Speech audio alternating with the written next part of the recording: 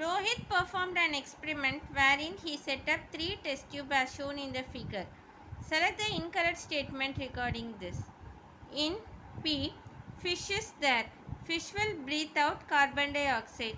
So, test tube P will contain more number of carbon dioxide. Here, in test tube Q, plant is there. Plant will breathe out oxygen. So, in test tube Q, more amount of oxygen will be there. In test tube R, both fish and plant is there.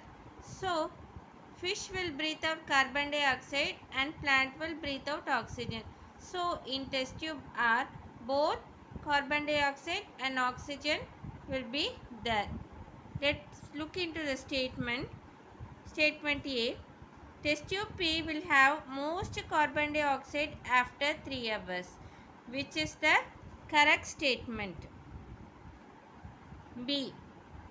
Test tube Q will have least oxygen after 3 hours, which is wrong because it will have more amount of oxygen. So, this statement is incorrect.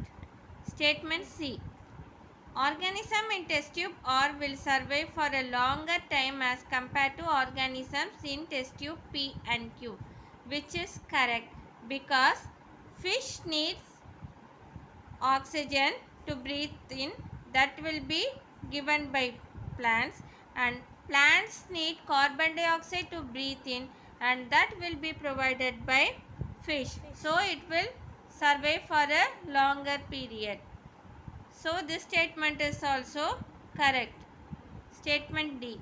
No oxygen will remain in test tube P after some time, which is correct because fish will not breathe out oxygen, so there will be no oxygen in test tube P after some time. This statement is also correct.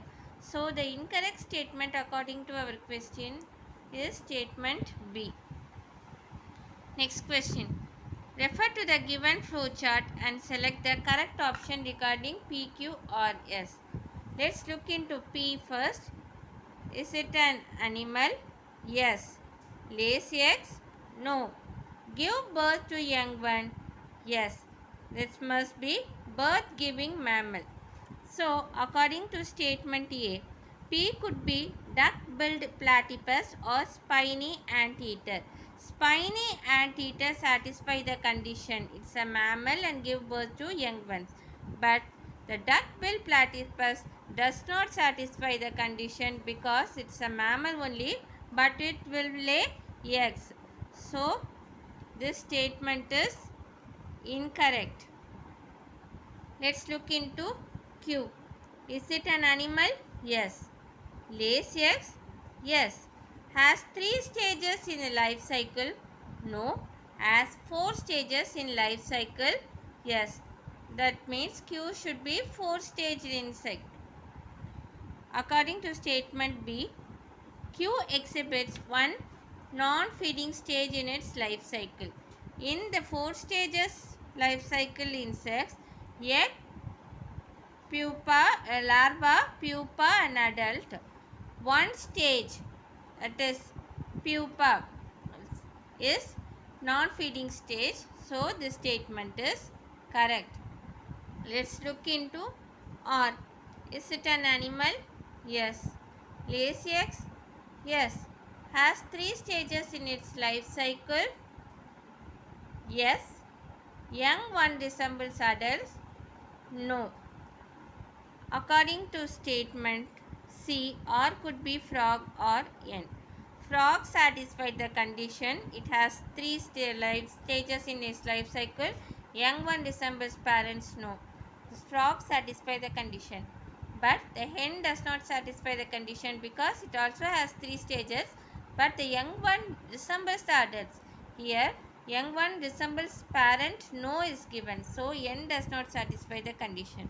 So, this statement is also incorrect. D. All the stages of the life cycle of S are feeding, and S could be beetle or botfly. Like, look into S. Is it an animal? Yes. Lays eggs? Yes.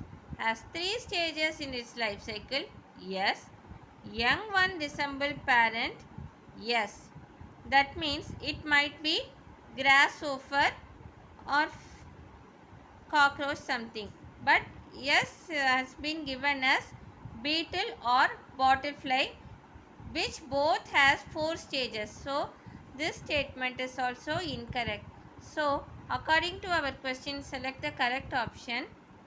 Option B is correct. Q exhibits one non-feeding stage in its life cycle.